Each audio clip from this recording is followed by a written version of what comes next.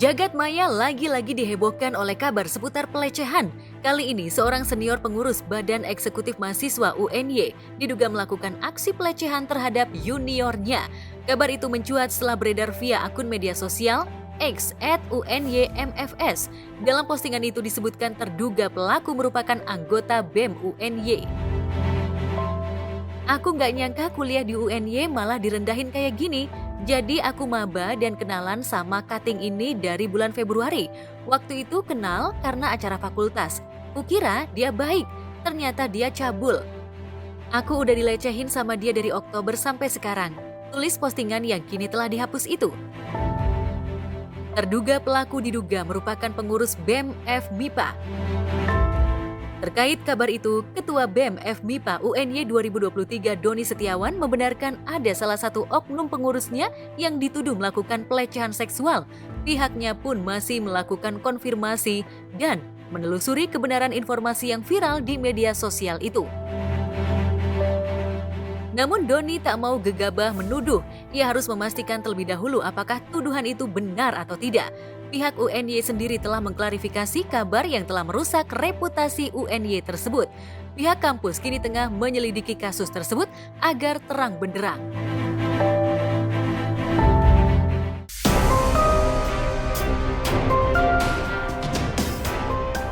Jika benar kabar pelecehan kembali mencuat, yang jelas kondisi ini cukup memprihatinkan, apalagi terjadi di lingkungan Civitas Akademika.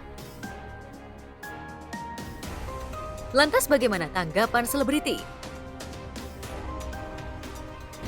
Ya kalau menurut gue sih, itu sih laporin aja, nggak usah takut ya.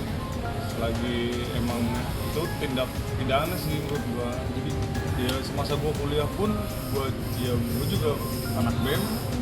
Dari gue maba sampai senior, ya gue nggak pernah menerima ospek yang aneh-aneh.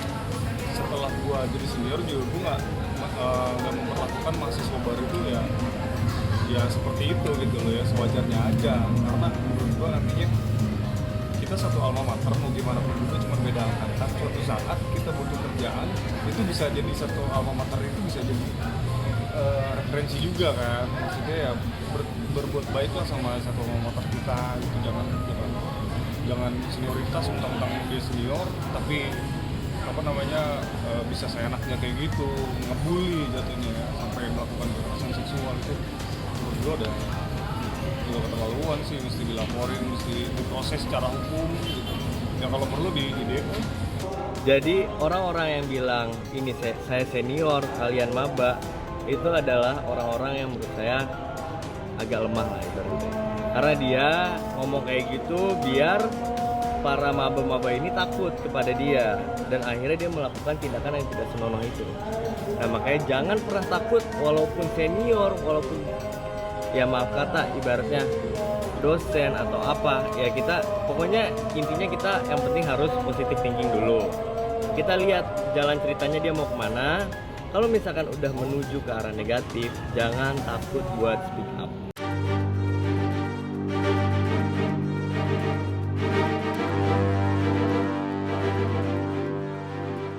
Nggak perlu takut buat lapor sih, kalau bisa ngelawan. Meskipun kita mahasiswa baru, kita punya hak loh. Kita pengen kuliah benar, kita pengen belajar tanpa ada rasa takut. Kita mau ke kampus takut ketemu orang itu, enggak, jangan. Jadi lapor ke dosennya, lapor ke pihak kampusnya gitu loh. Terus biar nggak terjadi pembulian ataupun pelecehan seksual gitu. Kalau menurut saya ya, terutama bagi para perempuan di luar sana, jangan takut untuk speak up. Kalau misalkan ada laki-laki yang berniat jahat atau sampai melecehkan seperti itu, jangan takut buat speak up ke media. Karena sekarang udah zaman modern, zaman dimana sosial media itu berpengaruh banget, apalagi netizen. Kalau misalkan kalian speak up, jadi membuat pelajaran juga bagi para orang-orang yang mungkin berniat jahat atau gimana di hatinya, kita nggak tahu. Nah itu akhirnya terpikir di situ dan juga tersadarkan untuk tidak melakukan hal seperti itu. Jadi untuk para perempuan di luar sana, jangan takut buat speak up walaupun diancam apapun.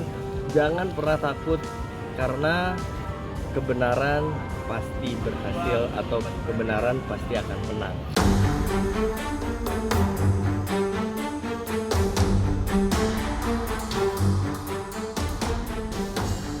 Ya, jika di Jogja heboh soal isu pelecehan di kampus, di Simalungun, Sumatera, heboh beredar video percekcokan antara guru honorer dan guru PNS.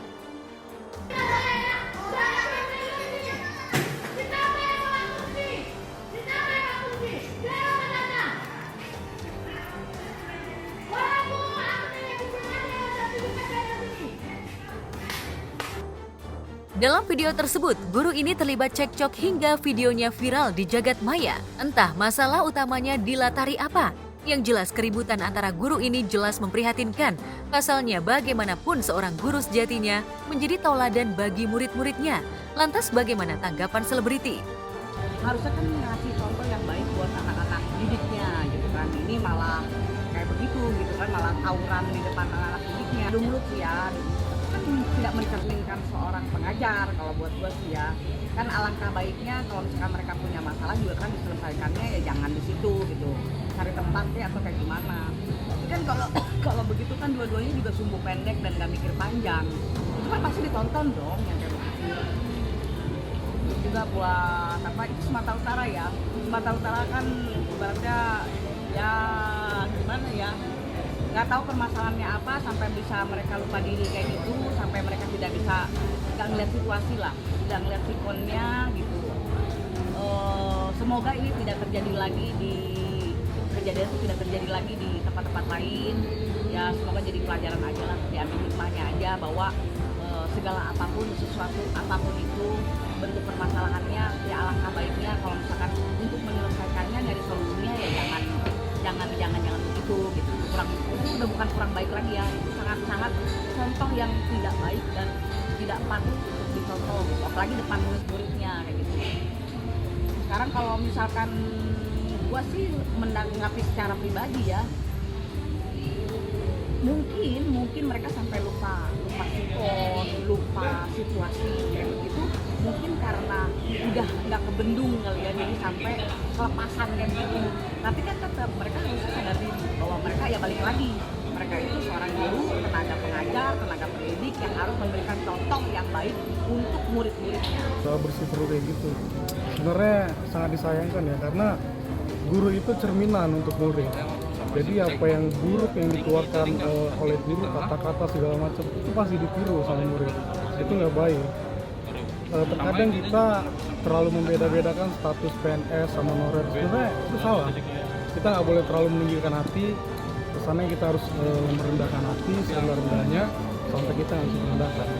Dan itu bisa dibawa kemana aja.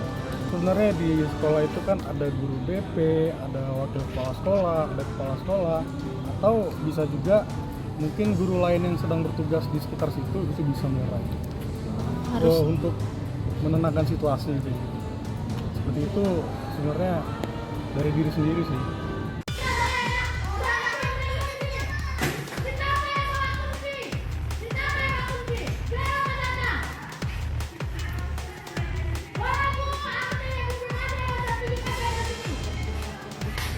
Bahkan mereka juga kan ibaratnya kan apa ya, contoh buat masyarakat juga kan, karena kan biasanya kalau bukan kayak guru kan kita kayaknya menghormati banget gitu.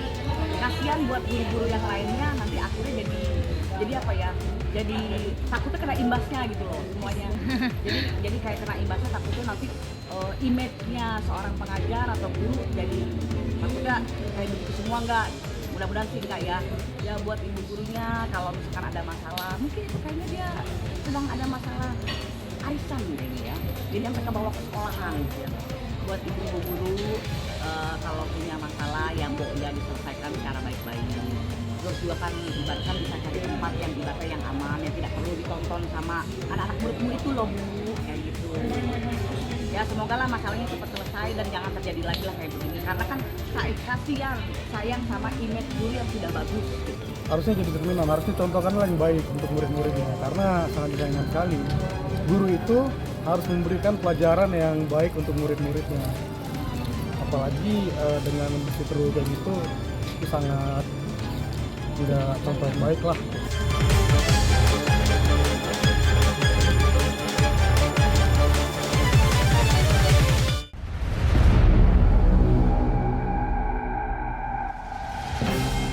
Selain heboh terjadi keributan antara dua guru, di jagat maya juga heboh aksi pencurian yang tertangkap tangan warga saat hendak mencuri di sebuah rumah. Lucunya, sang pencuri justru terjebak di plafon rumah hingga tak bisa turun dan harus dibantu warga. TU aja. Asrama apa? Asrama apa? Teguh. Lu kiri. Jadi. Ini tuh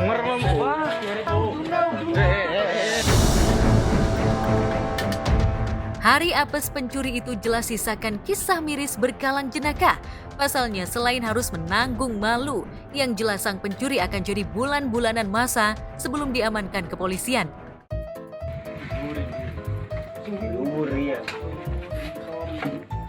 saking apa ku mang polet go. Kan di pundak kira go. Alat kira 6. Bisa lu nah. Boleh. Saya sih ngapain? Saya begitu bisa mandi bisa metu. Bapaknya sih. Miring. Kerja. Awas yang aku duduk boleh jadi. Maraknya aksi pencurian ini seolah menjadi fenomena memprihatinkan. Meski dalam kasus pencuri yang terjebak di atas plafon justru menyisakan kisah lain. Lantas bagaimana reaksi selebriti ketika mengetahui sang pencuri terjebak di atas plafon? Itu juga sih aneh, udah mau maling tuh kan kena batunya, itu karma instan namanya. Belum jadi maling udah ya itulah apa namanya, berbuat hal tidak baik itu pasti bakal mendapatkan batunya kayak gitu. Dapat ininya ya, karmanya. Dapat karmanya, iya benar. Mana karmanya malu-maluin lagi kan, bisa nyangkut di plafon loh, bayangin. Aneh nih maling. Gokil juga sih, harus banyak maling-maling seperti ini di dunia ini. Biar gak ada maling lagi. Biar semua maling pada ketangkep, biar nggak ada maling lagi. Lagian ngapain sih maling? Jangan maling, jangan. Jadi halal dulu ya, enak betah. Gimana ya, namanya kerjaan maling pasti kena batunya tuh. Nah berarti itu salah satunya, kena batunya nyangkut di plafon. Jadi karena dia nyangkut di plafon kepalanya ya, makanya. Jadi buat orang-orang di luar sana, mending cari kerjaan yang baik lah, cari kerjaan yang benar daripada maling, malu-maluin keluarga. Kalau ketahuan ketangkep kayak gitu, malu-maluin keluarga jadi, ya kan? Ya dari malingnya aja udah salah. Ya itu karma instan ya.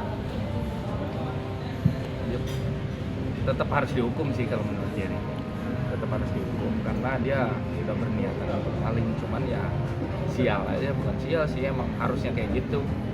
Sebenarnya zaman sekarang apalagi setelah kita corona ya, banyak yang di PHK, mungkin kebutuhan yang menjepit jadi bikin kita pendek akal ya. Tapi bukan menutup kemungkinan buat kita bisa cari kerjaan yang halal ya kan. Daripada kayak gitu akhirnya ditangkap warga kan malu keluarganya.